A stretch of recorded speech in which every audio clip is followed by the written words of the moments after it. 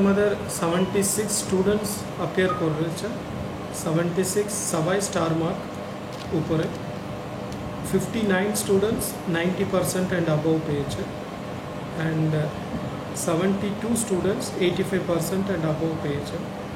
ম্যাথামেটিক্সের full marks পেয়েছে 16 students 16, ফিজিক্সে একজন পেয়েছে আর স্ট্যাটিস্টিক্সে 3 জন ফুল মার্ক পেয়েছে।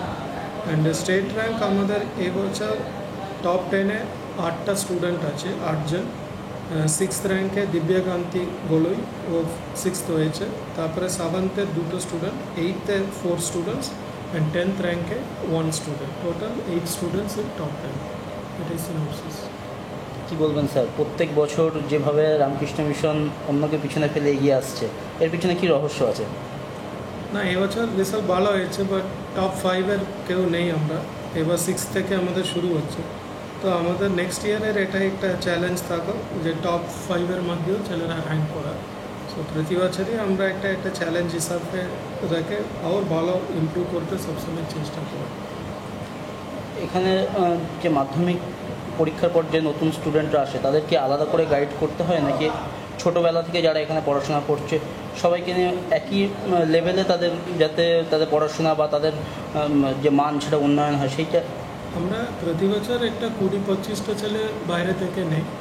ওদের ইনিশিয়ালি একটু ওরিয়েন্টেশন দরকার হয়, যেহেতু ওরা রেসিডেন্সিয়াল স্কুলে ছিল না, বাট আস্তে আস্তে ওরা অ্যাডাপ্ট করে নেয়। তারপরে আমাদের ছেলেদের সঙ্গে একসঙ্গে মিশিয়ে দিই, তারপরে আমরাও বুঝতেই পারো না কে আমাদের স্টুডেন্ট, কে বাইরে থেকে এসছে, সব এই হয়ে যায়।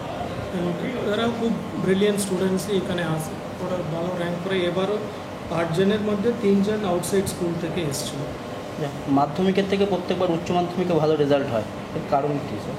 অ্যাকচুয়ালি উচ্চ মাধ্যমিকের যে evaluation pattern is much more objective and scientific.